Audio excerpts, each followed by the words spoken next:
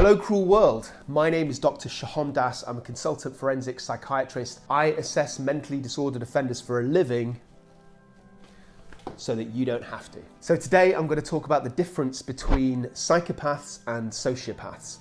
The reason I'm doing this is because somebody at some point asked me on the comments of my YouTube channel to explain this. Sorry, I've forgotten who you are, but thanks for the idea. So I'm going to tell you the similarities between the two and the differences, and I'm going to give you a couple of case examples. The first thing I'd say is that psychopathy is a clinical term, and it's actually a diagnosis. So it's not in the DSM or in the ICD, but there are tests to diagnose it, and we do that on some of the patients I see in the forensic psychiatry services. So there's something called a psychopathy checklist. And in fact, I've done a whole series of videos on psychopaths, and I've actually used Michael Jordan against the psychopathy checklist to see whether he's a psychopath. If you want to find out whether or not he is, go check that video out. So because it's a clinical term, if you asked a bunch of forensic psychiatrists what a psychopath is, they will all broadly give you a very similar answer. Whereas sociopathy is more of a loose term, it's more kind of informal, it's more of a social term. So that means if you ask a bunch of people what a sociopath is, their answer might be slightly different. So first of all, let's talk about what they have in common. So both psychopaths and sociopaths are indifferent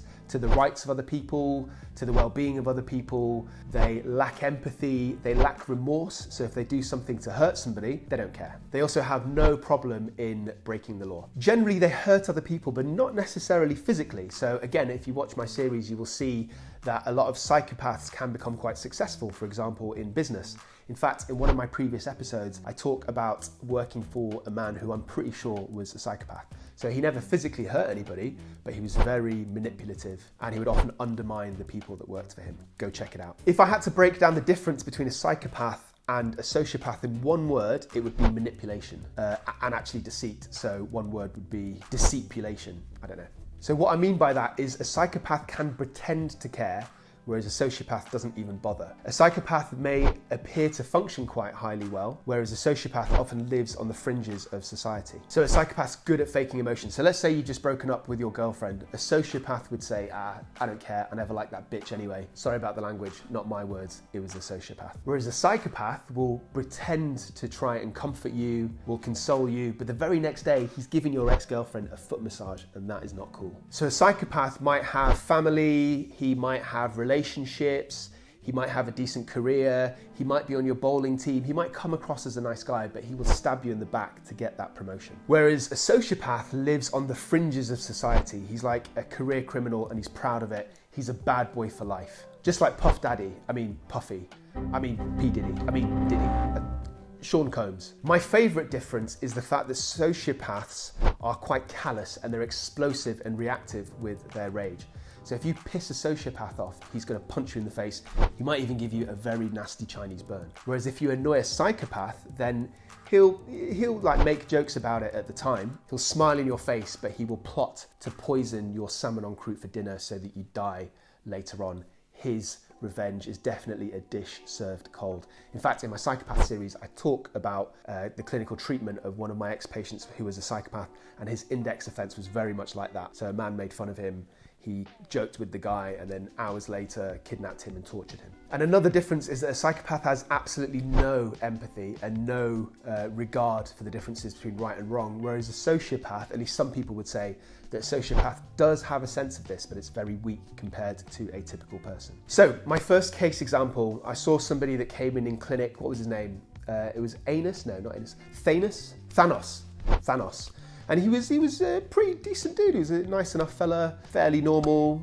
He was 8 foot tall. He was purple, did have testicles on his chin, but he was decent. He came across as very friendly, very charming. And he was a pretty successful guy. He was like a general of an entire army. But then he started talking about killing 50% of all sentient beings, something to do with spreading the resources. And when he saw the horror in my face, he tried to kind of justify it, and he tried to console me, and he told me that there was good reason for it. So then we changed the subject, and he spoke about his 2 daughters, and it was quite sweet because he talked about them very lovingly. But then as we talked further, it turned out that he tortured one of them by removing and replacing her body parts with mechanics, and he pushed the other one off a cliff. And also, it turned out that he kidnapped them when they were children, and he used to make them fight each other physically to gain his approval. And I just thought, that is very manipulative. And he did talk fondly about his friends, but apparently he would either disown them or kill them if they let him down. And I thought to myself, what a psychopath. So I sent him off for some very specific long-term psychotherapy, but then as he was leaving, he kept on banging on about, I think they were infinity pebbles and some kind of glove. Dude wasn't making sense. And then the very next guy that I saw in clinic was a man called,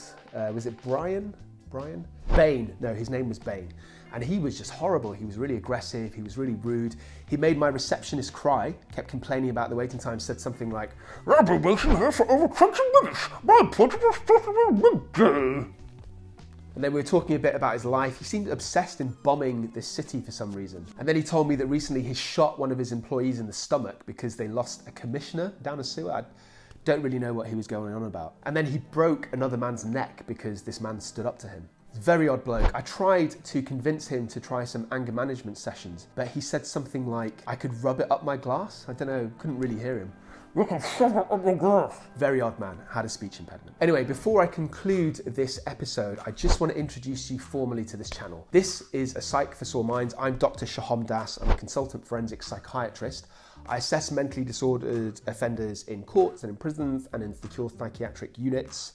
I also work as an expert witness. I give evidence in criminal trials. This channel covers a whole range of issues related to mental health and mental illness. Some of it is related to offending, because that's my speciality. I look at high-profile true crime cases, give my own psychoanalysis. I talk about individual diagnoses. I answer questions from the internet. What I'm trying to say is there's something for everybody on this channel. So to conclude, there's a big overlap between psychopaths and sociopaths. They both don't care about others. They will hurt people either physically or through manipulation. They will stab you in the back. They don't care about the law. They have no remorse. They have no empathy. The main difference is that psychopaths are a lot more manipulative, so they can hide all of those traits. So they come across as quite normal. They seem quite high functioning. Sociopaths don't even bother. They like being bad boys. Also, sociopaths kind of can't contain their emotions. They're more reactive. They will react impulsively on the spot. So you need to be careful because your new neighbor, your boss, your new lover, even your husband, they might have these traits, and maybe they are psychopaths. Dun, dun, dun. Also, just to let you know, I've got a book coming out in spring 2022. It's going to be called In Two Minds. I'll let you know some more details about that on my channel when I'm ready. All that remains for me to do is to beg you to please subscribe to this channel. Not only does it help me out immeasurably, but it actually stops DC making crap superhero films, and eventually one day it will help them catch up to Marvel. That's it. Stay euthymic, and please do not forget, I love you.